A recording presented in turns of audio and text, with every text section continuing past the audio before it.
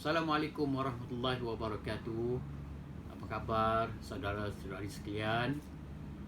Selamat mengikuti lagi sembang santai Apa Kes Tu. Kali ini saya akan membincangkan berkenaan dengan kes tangkapan.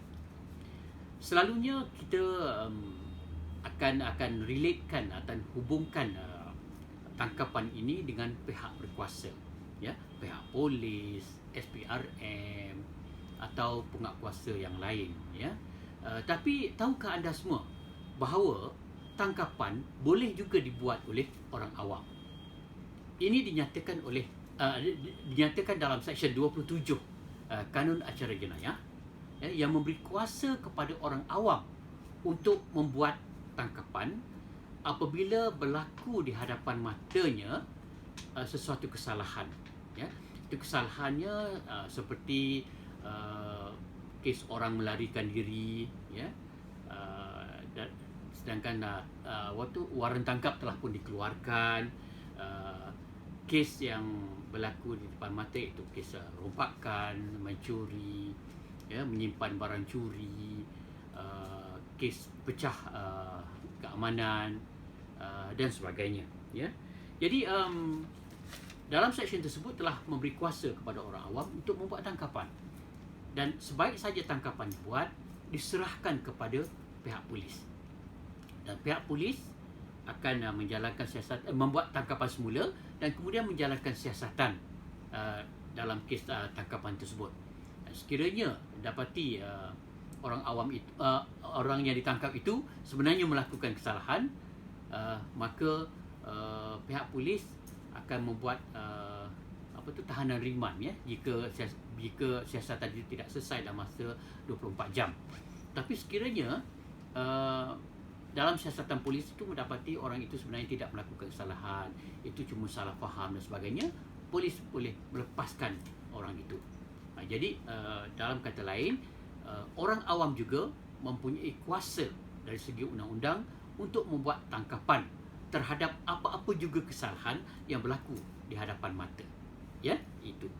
Baik, hari ini saya akan menjawab soalan yang dikemukakan oleh sahabat kita, Puan Manja.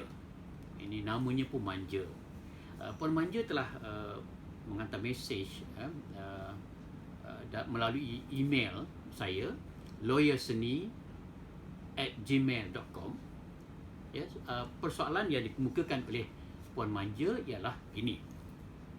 Puan Manja mempunyai seorang anak lelaki berusia 13 tahun. Puan Manja telah menghantar anak tersebut ke sekolah tahfiz di suatu tempat, dan anak itu tinggal di asrama. Apabila anak itu balik ke rumah, beliau dalam keadaan trauma, ya, dalam keadaan trauma, macam ketakutan.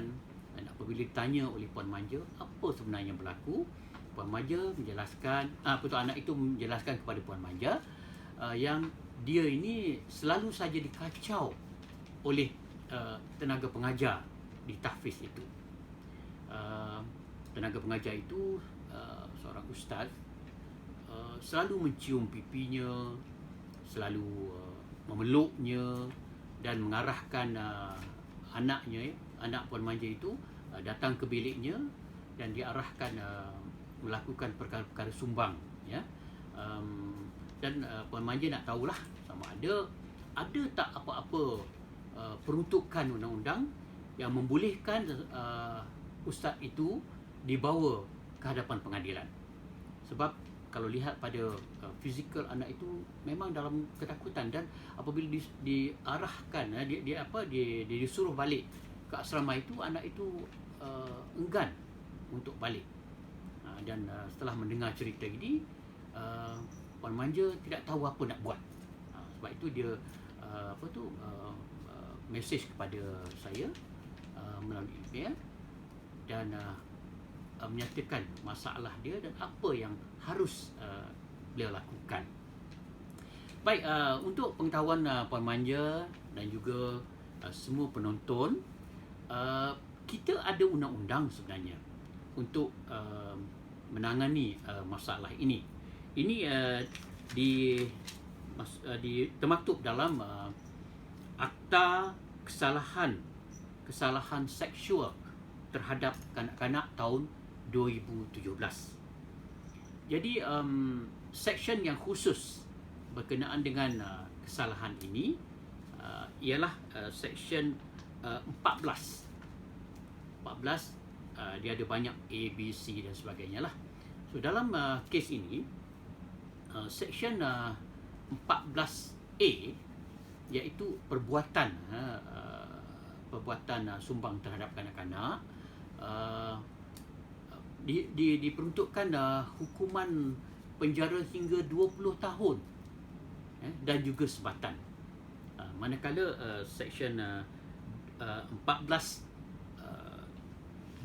14D iaitu kesalahan-kesalahan seksual terhadap kanak-kanak, seperti mengambil tangan kanak-kanak, letakkan di kemaluan supaya digosok dan sebagainya, itu dikenakan hukuman sehingga penjara sehingga tidak melebihi 5 tahun penjara dan juga sebatan, 2 sebatan.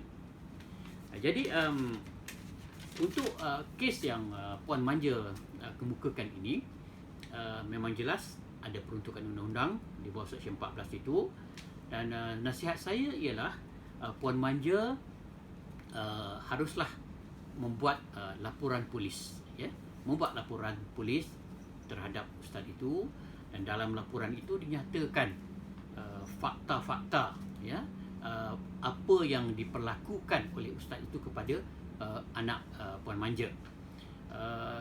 Kemudian Puan Manja juga dinasihatkan supaya mencari bukti-bukti, sebagai contohnya pakaian yang dipakai oleh anak itu, dan sekiranya ada kesan-kesan, kesan air mani dan sebagainya, jangan basuh, jangan cuci, serahkan pakaian itu kepada pihak polis.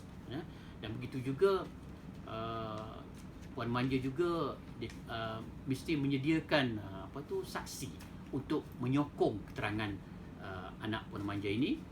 Jadi ini boleh dilakukan dengan berjumpa dengan kawan-kawan anak tersebut yang tinggal seasrama, dan nyatakan sama ada mereka pernah melihat kejadian tersebut atau pernah melihat apa-apa perkara yang berkaitan dengan kes ini. Dan saya percaya ramai di asrama tu ramai yang melihat tentang kejadian-kejadian ini, atau mungkin boleh jadi ada budak-budak lain juga yang kena perkara yang sama. Jadi bolehlah Puan Manja bawa mereka sama untuk membuat laporan polis terhadap kanak-kanak tersebut.